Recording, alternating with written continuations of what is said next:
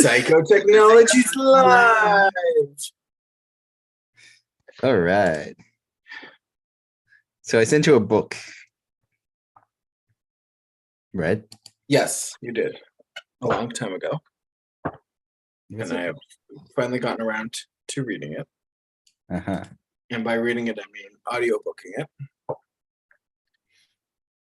Fair enough. I mean, that's how I do most of my books too. Yeah, it's easier. For some reason it's easier for me to consume now. I used to read all the time. I don't really like reading anymore. Like with your eyeballs. Yeah. Right. And now it's books. Audio style. Yeah, I would advocate for audiobooks. Yeah. Or like I went from reading like 10 books a year to immediately 40 books a year, and then 50 books, and then 120 books the next year. And just for its capacity to multiply how many books I could get through was a huge improvement. Now, I never loved the audio format. It was definitely like took me a while to get used to, and it wasn't. Look, if I wanted to enjoy a slow fantasy novel, I would read it with my eyeballs and take my time with it. But with many of the books I read, I'm like, give me the information, just like shove it in my eye. Just Matrix download into my brain. Yeah, like shove it in or something. I still have to work out how to fit it in, but like shove it in. Anyway, so I do that with the audiobooks, and it seems like the nice thing about reading books quickly is that you can cross integrate them. As you're reading the second book 1 week later, you're like, oh, this matches the book I read last week, literally still fresh in my brain from last week, the book. And I can see how they agree on things. It's nice. I read Martin Seligman's psychology lab. He ran a psychology department at, I forget where, possibly Harvard. And he told all of his leaders, all his lab mates, you have to write a book. All his psychology professors read a book. And so there's 5, 6, 7 books that talk about the other books as well. So there's Grit, and there's Flow, and there's what else is there? There's Resilience, and then there's Authentic Happiness, and there's all of these major sort of happiness well-being books that are sort of talk to each other and talk about each other. So anyway, I read all those nearby, and then I was like, oh yeah, they do, these books refer to each other. Anyway, but this book we're talking about parent effectiveness training. Aha. Yeah. Which I think it dates back to about the 60s or 70s when it was first written. Okay. I can see how that you didn't know that well back then. It would have been very controversial, I think, at the time. Well, the problem with have had, will continue to have, is that we don't really train parents. We don't educate them. We don't we vaguely just figure that if you manage to make yourself into a fully grown human, you will know how to deal with kids. And that's not necessarily true. Some people just don't know how to deal with kids. Some people don't remember how they got dealt with when they were kids, and some people just aren't very good at relating to small creatures who seem like they nag you all the time. When I don't think I ever from the inside intended to nag a parent. Occasionally I wanted to ask more than once, or be like, please, or but I never went, I know. Other people's parents. My parents. Yeah. I never on the inside intended, aha, I shall wear them down by infinitely nagging them to annoy them, and then they'll give in. I kind of asked a few times. Anyway. We accidentally attribute a lot more malice to kids than probably is worth. Yeah. Yeah. All right. So how are you finding the book, or what have you learned? So I think my summary of the book is that there are essentially mainstream. There are 2 ways of when you're with your kid. It's either to win the fight at all costs or lose the fight. And so he's saying there's a third, more complex way of dealing with it. which Wow. is to I mean, both of those sound not so great already. yeah, which is to like essentially negotiate with them as if they're a person, like with interests and ability to grow and understand things. I mean, this may be remarkable because parents are sleep deprived and forget that their child is a person. It's also there's the baby diaper phenomenon. These people, your parents wiped your ass, and so you will forever be a baby in Yeah, their mind in some sense, even though you could be a 20, 30-year-old human. You will forever be the baby whose ass they wiped. And so they will forever view you a bit like that. And it's hard for parents to grow out of it. yeah, yeah, and I think there's a lot of things. There's a lot of things going on. One of the big things that he talks about is like the parents think they know what's best for the kid, and like kids are kind of like inexperienced and ignorant, let's say, just given the volume of life experience that they have relative to their parents. Right. And Well, they are. Yes. yeah, and like the parents have gone through a lot of life already and know about like probably do know better like in a lot of ways. And so there's still like so there's that, and then there's the parents like not the parents like struggling to get their needs met with the kids. So like there's as a parent like you want to put the kids' needs first, but also you have needs that need to be met, and sometimes kids are not uh right, Oh, like they're not kids necessarily just don't know how to meet your needs, yeah, particularly, nor do they know that they can or should they be skilled in taking responsibility for doing so. yeah.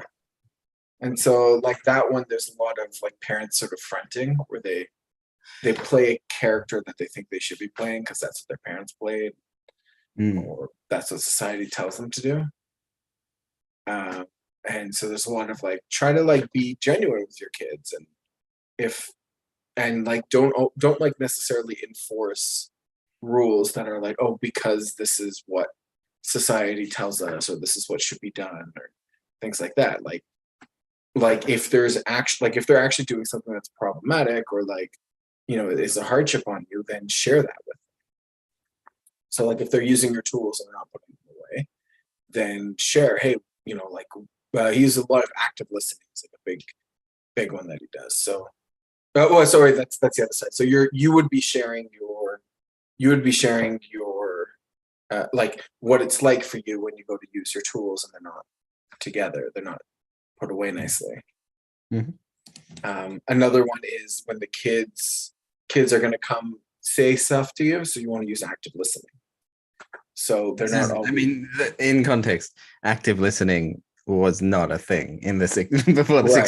60s. Before I think basically Gordon brought it in. He was like, "There's this cool thing. I call it active listening. Everyone should do it."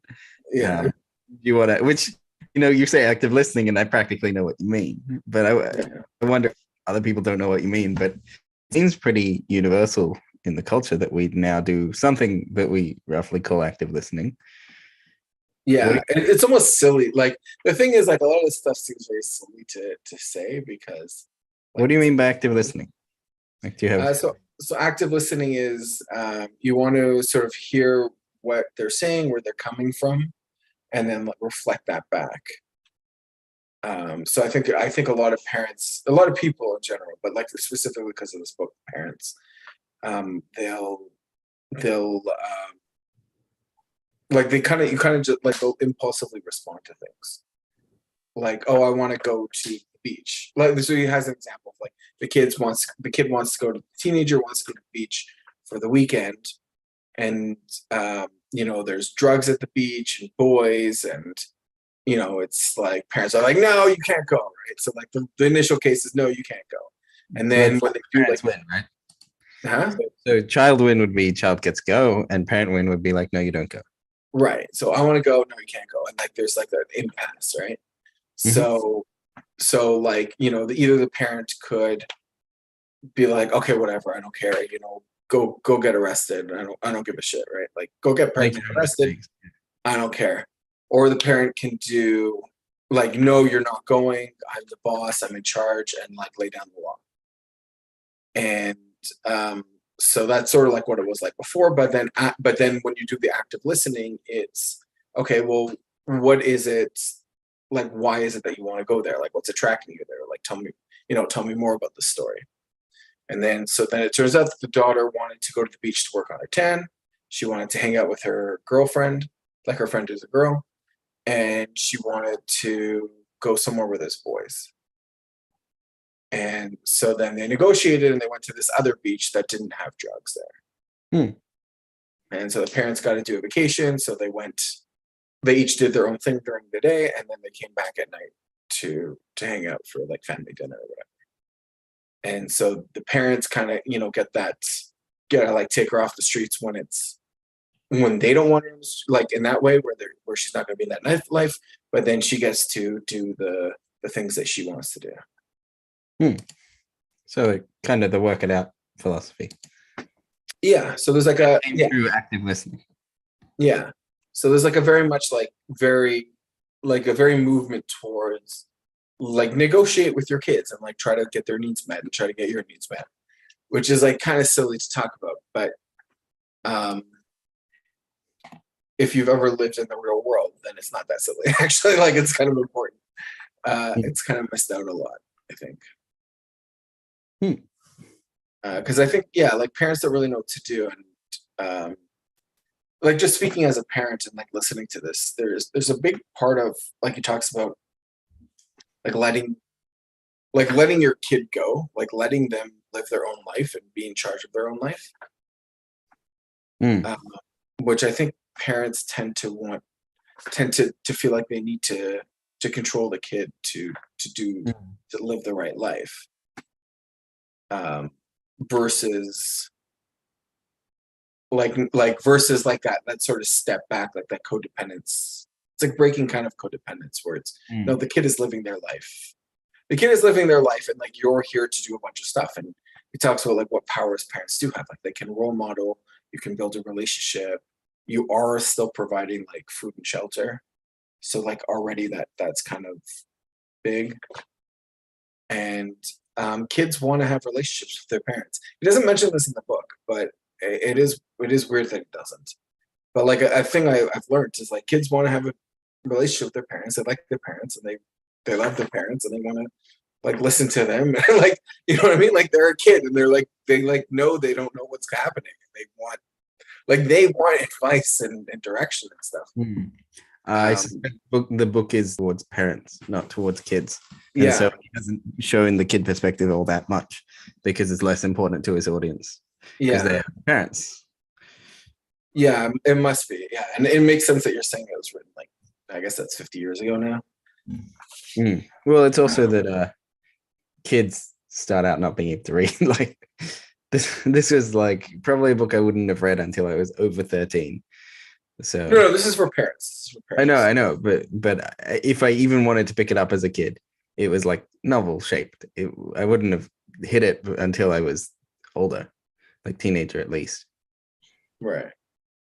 And so there's no point trying to appeal or explain to a small kid what's going on or that. But anyway, yeah. But like it's not.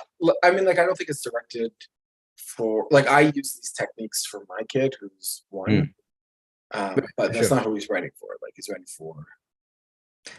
Is this he was writing for teenager? Because when you have teenagers, is when you realize that the old "do what I say" doesn't work. Yeah, because that's when everything starts breaking. Yes. Yeah.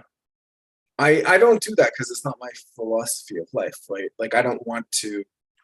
Like it's a lot of work to raise a kid. To a future generation. I look forward to a future generation of teenagers who don't have the rebellious phase. Like in my cultural conception of the psyche, teenagers, the rebellious teenagers.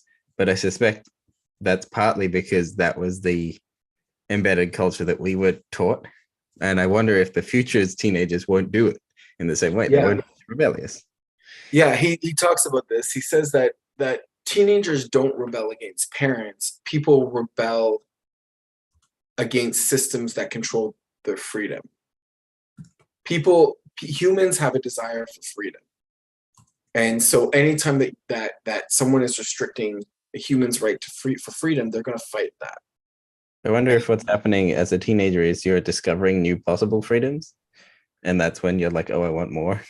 Right. And I think that's what's going on. Is like the teenagerness is there, like is like the point when they can either see what's going on, or they feel like they have the ability to fight against it. But I really think that probably the teenagers that are fighting as teenagers are probably also fighting as kids. And if not, like they think they can't as kids, and then they think they can as teenagers. Right. They just a bunch bigger, a bunch stronger, a bunch more willing to demand. Yeah. Yeah, because there's a lot of things like kids will do when they're like when they're in these situations. And he does a lot of stories. He talks about like different like what do you do when someone is bigger than you and is able to control your life and you can't, and then you're powerless, right? Like what do you do? Like you you know, like you could yeah, you feel bad, you dissociate, you know, whatever. There's a lot of things you can do, and none of them are psychologically very healthy. And my wife gives us the line of kids have the power of memory. Right. That was the classic. A kid, parents send their kid off to boarding school, and he, you know, clearly didn't like that experience. And when his parents get older, he sends them off to a nursing home. Just goodbye. Right. Right. And not talking about like if that's right or wrong, but just sort of these patterns that this pattern exists. Right.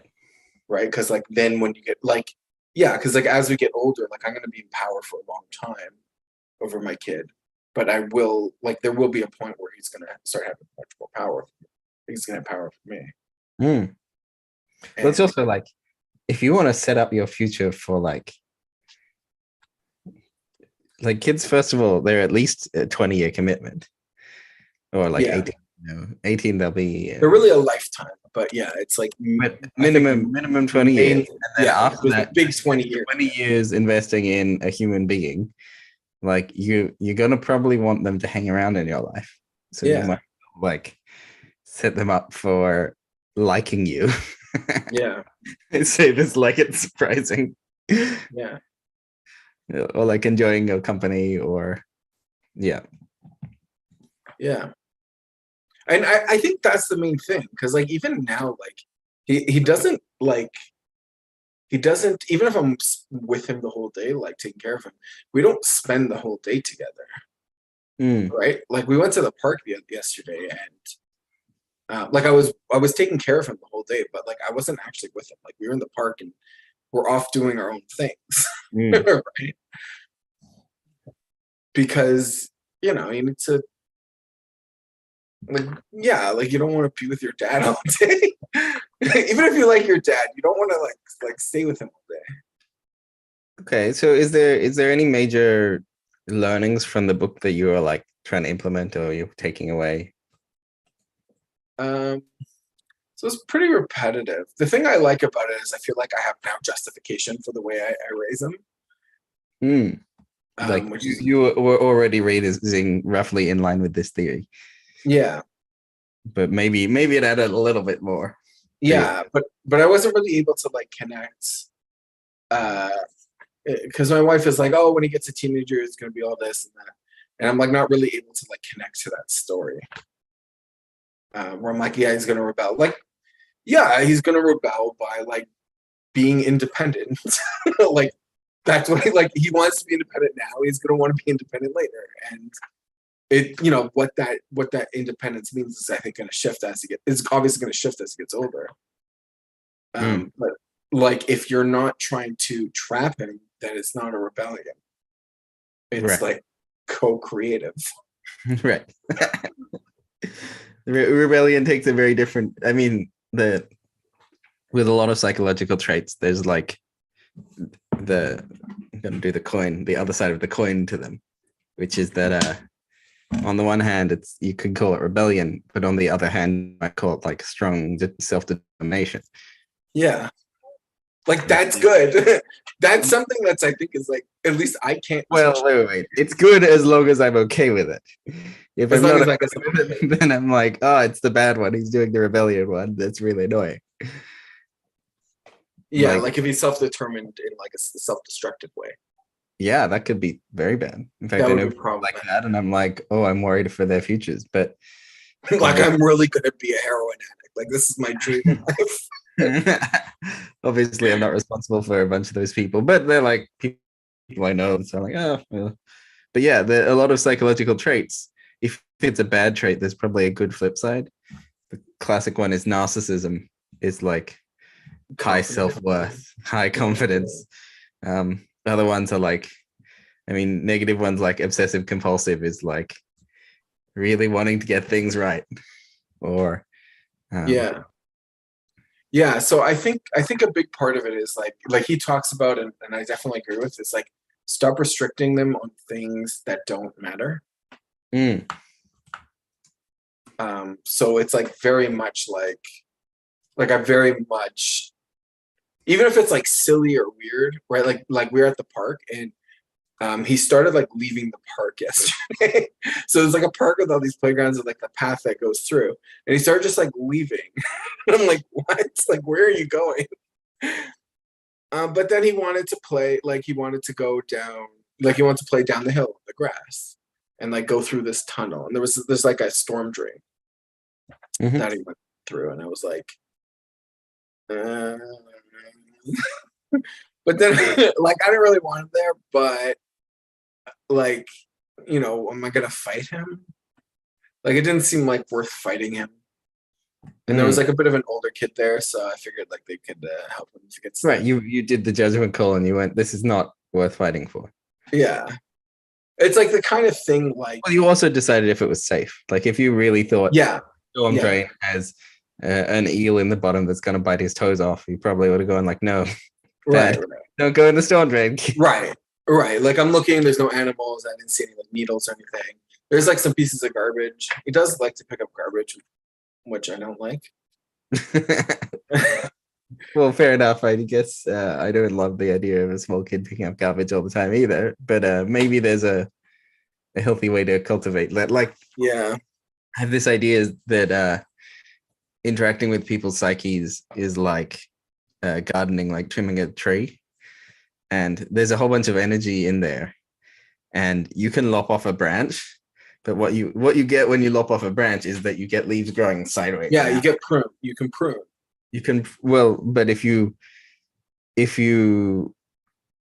lop off a branch, what you get is this other growth. But if you Yeah, can direct it somewhere else, then you can sort of tidy up you can have a tree of a different shape, but the tree wants to grow.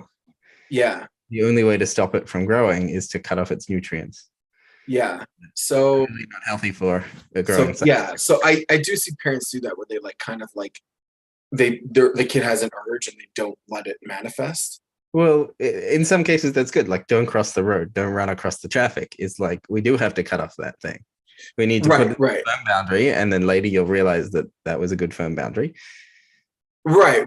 And I do the boundaries, but there are like like if the kid wants to run like he wants to run places, right? So like you can say like you can say don't run across the road, but then you have to kind of like give him a different let's say that's the thing that's happening, right? Then you have to give him a different place to run. You know what I mean? So you can put him in the middle of the park and then he can run anywhere he wants. Hmm. So with my son, he's really into balls right now. So we bring balls and you can also like pick up sticks. And so there's, it's a little bit right. Like, and then also like I bring some food so he can eat food. So kind of like, there's like a bunch of things he can do that are not picking up garbage, but will kind of like I feel like get a lot of that, like let manifest a lot of that stuff. And then as he gets older, I think he's gonna grow out of wanting to pick up garbage, unless he wants to like clean up the place, which is Well, also nice. I mean, that's sort of, if I were parenting him, eventually I would sort of cultivate the like, let's clean up the park. And like, we only pick up rubbish when we are, in fact, cleaning up the park rather than friggin' time. Yeah, or get a like one of those sticky like grabby Yeah, things. the hook, the claw, Yeah, and pick up rubbish with the claw because it's fun. yeah, Right. So cultivating like slightly redirecting the growth into more pro-social, more well-guided directions. yeah. And it's also there's another thing. There's another thing that he doesn't talk about in the book, but like I think that fits into that theme is I see parents like they'll take the kids and they'll try to like they'll take the kids and like try to make them do the thing.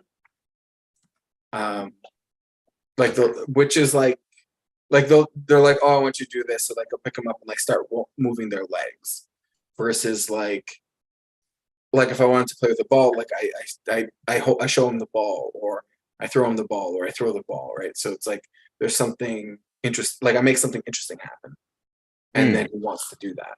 Right. That's the like you are able to cultivate his environment so that he is like, why is the ball moving? And then he's immediately on the ball. Yeah, yeah, and it's like always a negotiation, right? Because like I have ideas and he has ideas. Yeah. They're not always the same. Today he is not interested in the ball. Okay. It's gonna be for a while. Not gonna be for a while. Right. But like he used to be like, yeah, there was toys that he was interested in that he's not anymore, and then we don't play with those, and then he gets interested later. Like he goes through cycles, like or waves. But I think that's very much in theme with it, where it is very much like, because like, but this is a big thing that he doesn't talk about that I realized is, but he has a training program that does address this. But I think this is actually really hard. Like it is very easy to say like, don't win, don't lose, find a win-win scenario, or like negotiate or figure something out that's more complex. So when I also read this book very recently, and I was going through like, am I actually in line with it? Not just with small kids around me, but also in relationship, also towards my parents, and also like with myself.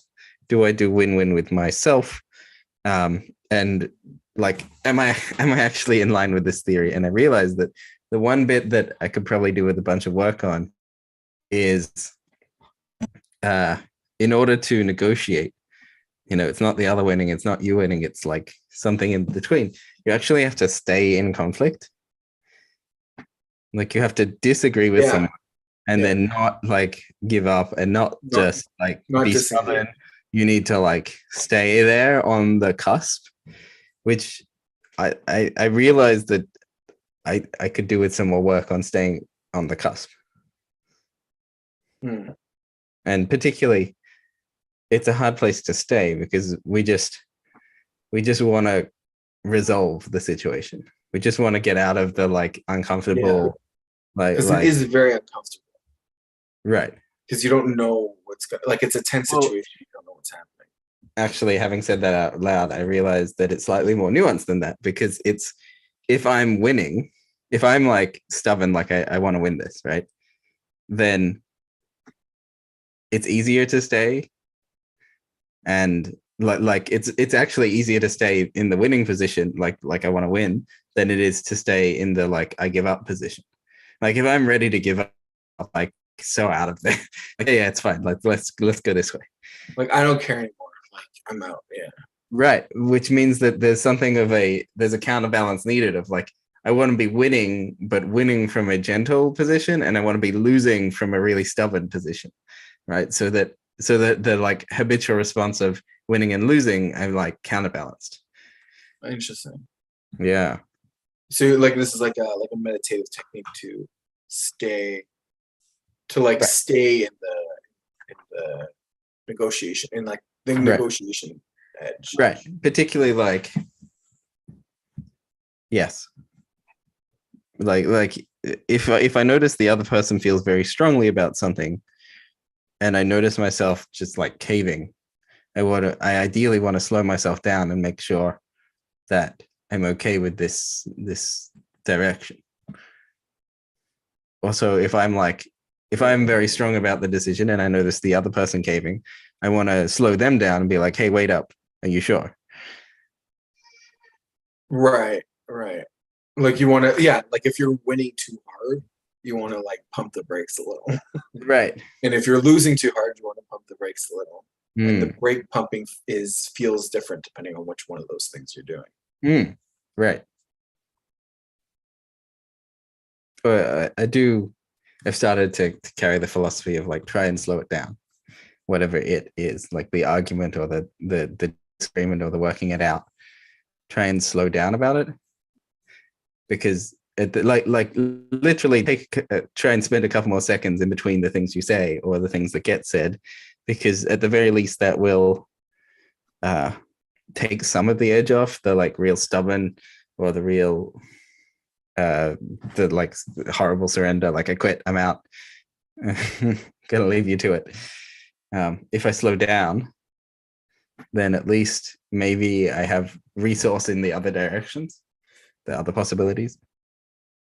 Yeah. Like it gives time for things to emerge. Which it's not the ultimate solution, but it's at least a start. Yeah. It's kind of like a stopgap. It's like inherently a stopgap, right? Where you're just like, okay, we're gonna like stop it. We're just gonna like stop it and like hope something happens. Which very often things do happen. The other thing that he talks about is like goodwill. So a lot of times, like, so he says some of the time the parents will come into the training program and they'll come in saying, okay, so you're going to teach me how I can get my kid to do the thing I want him to do. And he's like, no, that's not what we're doing, right? Like this isn't another method of control. This is building a different relationship. And when the parents try it out on the kids, like if the kids aren't feel like, the parents can often like manipulate enough that the kids are not. Well, this is the flaw of being a really good negotiator, right? You get to the place where you're like, well, I want to win. Kids shouldn't go to the beach because there's drugs and boys or whatever, and so I'm just gonna negotiate really hard until I win. Right.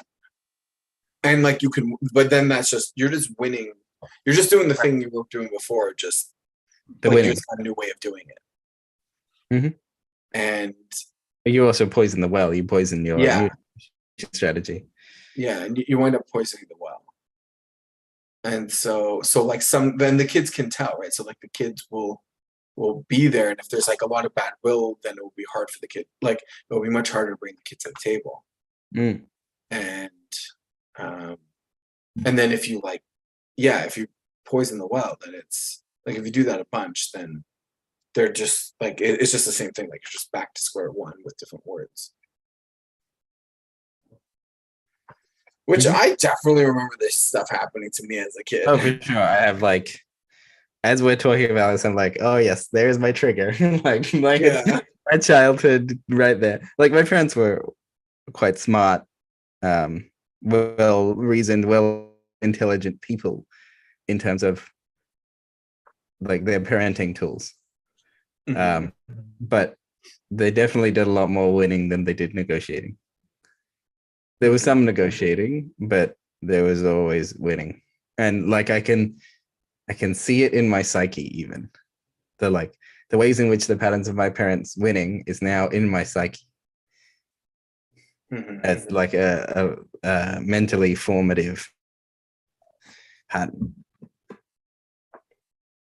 In not necessarily a good way. Yeah, it is a bit triggering, the book, yeah. Well, that was kind of like part of the reason why I got you to read it, is because I know that as you're reading it, it applies to your own life as well and your own childhood, not just your adult life as a parent. Yeah, like I was reliving parts of my childhood when I was reading it, and like school as well. Well, ideally, you were also reparenting yourself. You were like, oh, in that moment, if my parents had actually negotiated and gave a shit what I cared about, then it would have gone like so much easier. It would have taken the edge off. Yeah. Like if they had just done different things, then I would have come around. just like slow, like I would have come around, like, maybe slow. Like that's the thing. Maybe they like, did know better, but also they didn't give you enough attention on what you wanted in that moment, and so you lost. Yeah, well, they just rather like than it wasn't there. Like it's just not there. Even now, I think it's not really there. Like Mm. they're just like I don't know what their world was like, but their upbringing. yeah, like they're not into this stuff. Mm. They're very Yeah. closed off. I feel you as a person who is more into this stuff than nearly anyone I know. Right. I'm like, oh yeah, I feel you. Well, the thing is, like, all the people I think more or less, all the people I hang out with are into this stuff and would like to do it. There's just various amounts of like time and effort that they put in. Yeah, not everyone has the time. Yeah, but nobody's gonna not everyone has the things, quite the level of baggage that they're trying to correct either. Yeah, or they got other stuff that they need to do. Right. Because we are not talking about. There's a lot of life that we're just not addressing. I suspect there's also a like, let's get on with it. These are great to resolve the thing that I'm trying to resolve, and then now I want to just get on with my life. Yeah, and there is that where I see people like working through stuff where I'm like, I haven't fully worked through this, but it's so like it's so irregular that this comes up, and so like not like there's just so many other things for me to do. Yes, and that's fair, right? Like everybody got it kind of. There is like some focus you want to have in life, and like direction, and like you to make choices.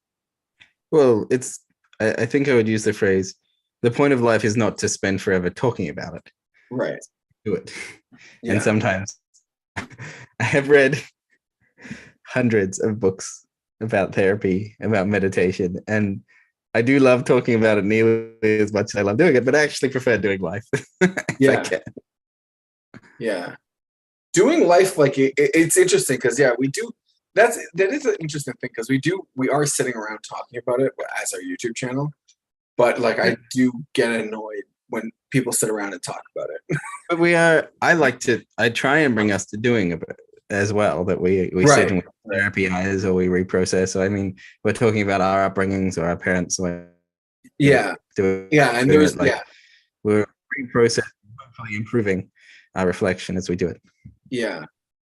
No, I definitely agree with that, and I think like the way we're also sharing is like we're sharing like that it is therapeutic to share what's happening and to reprocess, and we do talk about the thing and reprocess it and get as personal as we're comfortable, that given the fact that we're on YouTube, which is also another thing, like also another skill set, is to be able to talk on the internet in an intimate way that you feel safe, self-contained.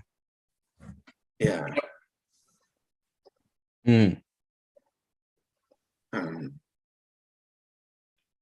So I think it's a good book, actually.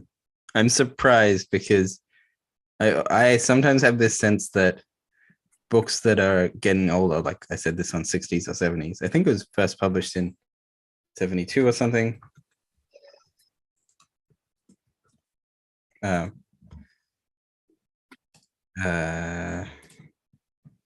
P2 book.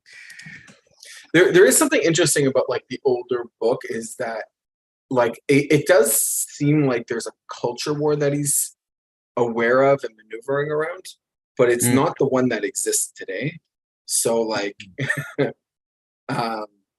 like I don't know what it is, but I do know like he does like, but you might think that like he does like sort of do caveats that are seemingly unnecessary, at least from my perspective, which I imagine were probably very necessary when he wrote it.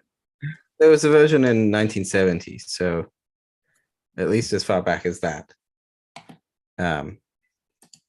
Yeah, that's interesting.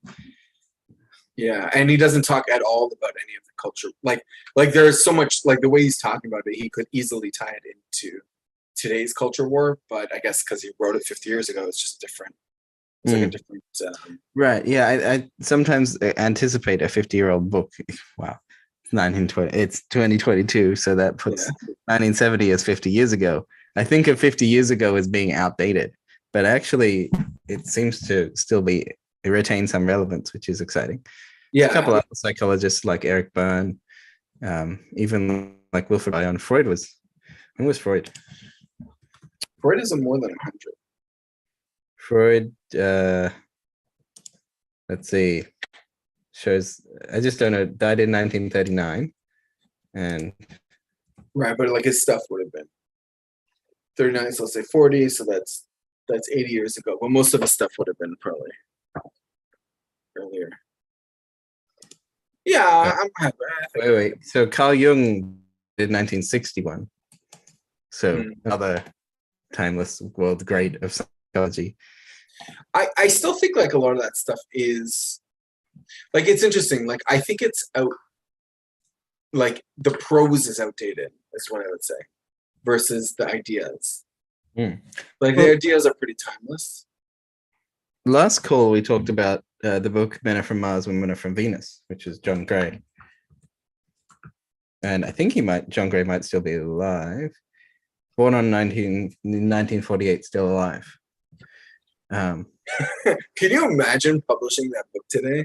That's another thing, is like I feel like you could like again, I don't know, like I was a kid, I guess, when it came out, but so I don't know how controversial it was, but I feel like writing that nowadays, like could get you canceled.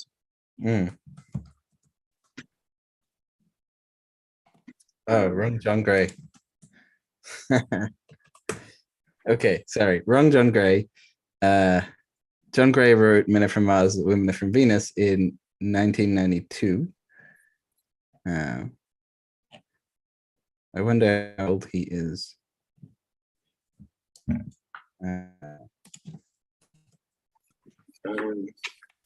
American author, here we go. But yeah, it is. He was born in 1951, so he's now getting close to 70, 71, something like that. And gradually retiring, I'm sure. Yeah. I think it's also funny, like I'm just thinking of like all the culture war, like that would be like, gender's not a thing, men and women are the same, misinformation, there aren't actually people are from Earth, not from Mars and Venus. Well, I mean, the world really has changed. Like people who are today 20 or 15 don't realize, but when I was in primary school, when I was midway through high school, being gay was not an acceptable social thing. There was like people were in the closet. Right. That's 10 to 20% of our population was concealing their sexuality. I don't think it's 20%. I guess 10 to 20 depends on what year it is that we're asking, but that's why broad range. But even if it was 10% of the population is not talking about a huge fraction of our lives. Yeah. That was like in school, like you just didn't talk about these things. That was not okay to as we were kids, and so it wasn't quite the talked about thing, but even amongst the adults around us, it wasn't talked about. I don't know if in different societies it's talked about more, like different, like if you went to San Francisco, obviously there was quite an open gay culture in the Castro district. But like the world has changed so much since the 90s. Since John Gray wrote this book, the world has changed quite a lot. Yeah. And like our psychology understanding has changed a lot since Jung. Yeah. That's like a thing. I think people like to like sort of shit on Freud because his ideas stuck or whatever. But like his ideas suck because he changed, like he was like instrumental in he carved his ideas out of the undefined void, and sure they weren't perfect, but at least he did so. At least he carved something. Yeah. And then we were like, well, it's kind of more like this or more like that. Or... Yeah. Like he kind of changed the world so that his stuff isn't insightful. Right. Which is like more impressive, I think, than having insights. Right.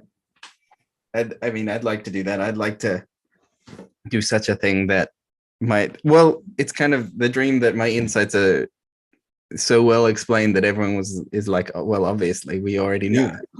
Like, both incredibly angry at this as a response and also incredibly delighted that I could cause that sort of shift. Yeah, that is interesting. I don't know if that's the thing I necessarily, but yeah, that is because I feel like people, like, half the people hate you and half the people take you for granted, and then like, where do you live?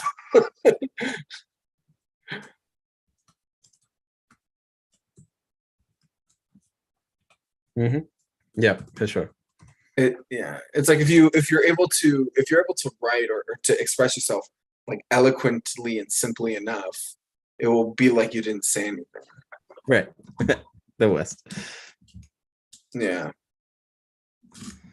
Yeah, I wonder if there are there other psychologists or other books that you think are worth a good review along the line of this one? Oh, Blindsight. We got to do Blindsight at some point. Blindsight. That's a psychotechnologist's wet dream. Oh, Well, it's like, yeah, like if we it's Blindsight is awesome. So it's science fiction. But there's so much like good like psychotechnological ideas that get fleshed out that I mean, it winds up just being almost a collection of them. But also the plot is good too, and there's a story and everything. You mean the 2006 book by Peter Watts? Yeah, Peter Watts. Okay. We can put in a good word for Blindsight. Yeah, like I think like a book, like if we were going to do a book club, I really feel like that would be a good book club. It's not therapeutic, and it's kind of like, I think there's like there's the author definitely has like a tilt towards like this isn't gonna like the future is gonna suck and in that way, like which I don't love, but it's like really good ideas, really good implementation, really good. Kind of everything else is really good.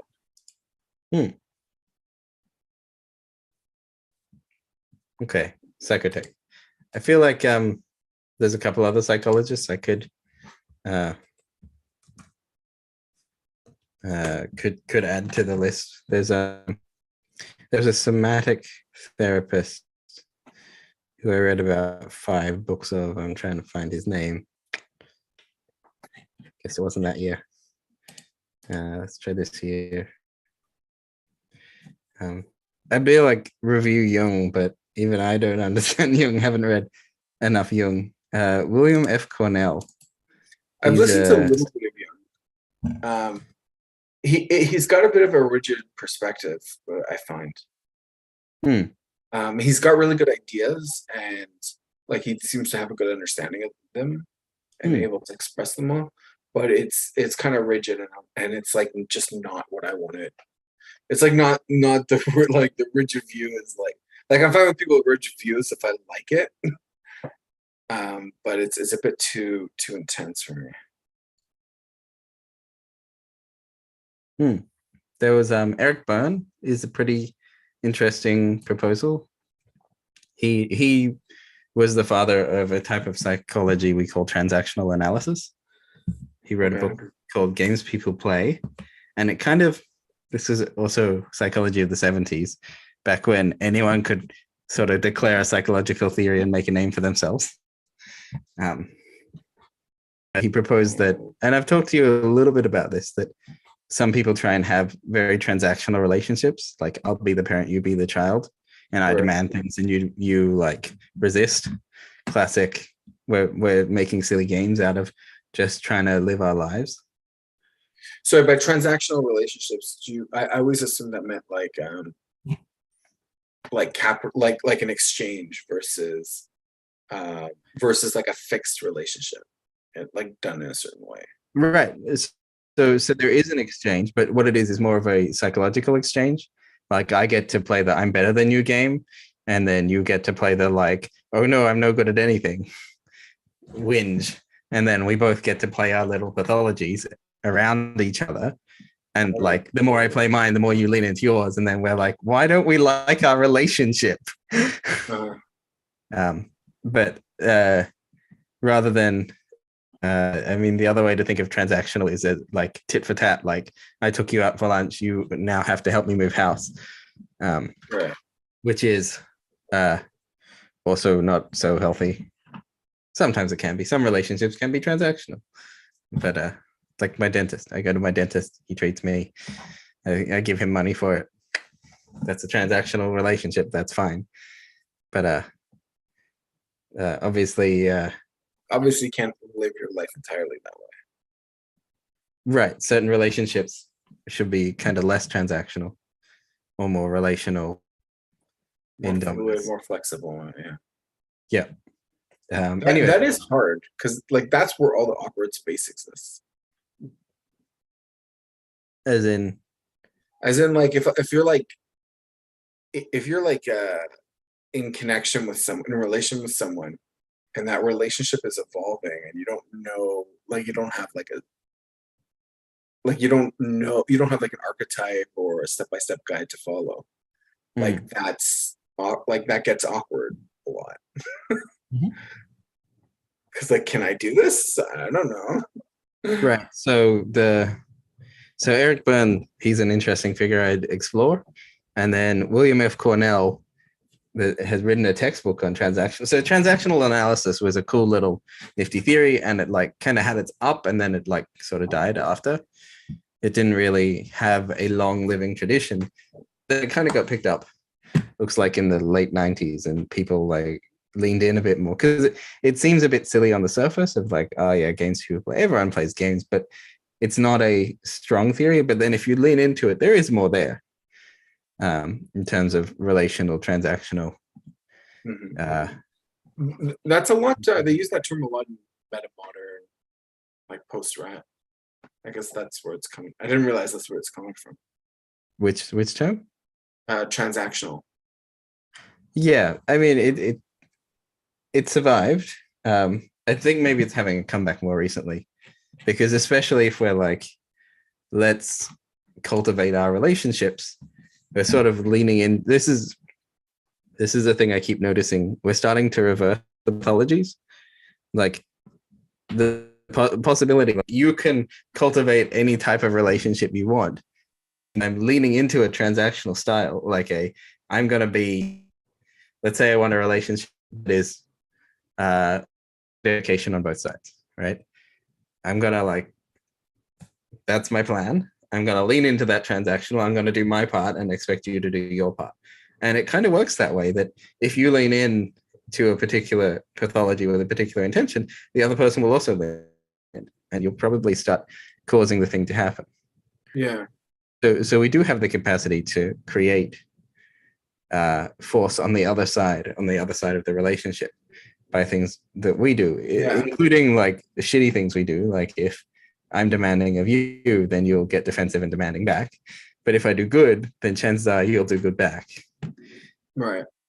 But this is like lean into transactional, lean into like almost just a little bit lean into the possibility that I can get good out of you by doing good towards you, right? Yeah. It's like, I'm not sure. This is like what we were talking about yesterday. They're like lean into the drama triangle and lean into no, I'm not disagreeing with you. I'm just processing. I do like that good one. Like assume, like when you kind of assume the good in people or look for the good in people. You're kind of forcing the and especially when you're like you're doing good and you're looking for the good and you're trying to engage with the good of the other person, like they can't really engage with you otherwise, like in other ways, right? Unless they're just like straight up like mean or evil. Which I guess is sort of like that would be like the shadow of that. Yeah, potentially. I mean, there's more work to be done there. If you look for the good in people, you always find the good or the devil. One or the other. Yeah. Yeah. All right. Final takeaways from parental effectiveness training. Um, like You, actually try to like nobody whatever or thing you think you're doing, like no that came from somebody that didn't know what they were doing. So you're alive, you're a parent, it's your responsibility, and you can't abdicate that to like some system that you think is going to work. You got to actually sit and listen and negotiate and try to figure out what's going on. And you've got a lot of pathologies and a lot of stuff that's happening with you, and your childhood wasn't great. And you don't really know what you're doing, and try to figure it out with them and process your shit.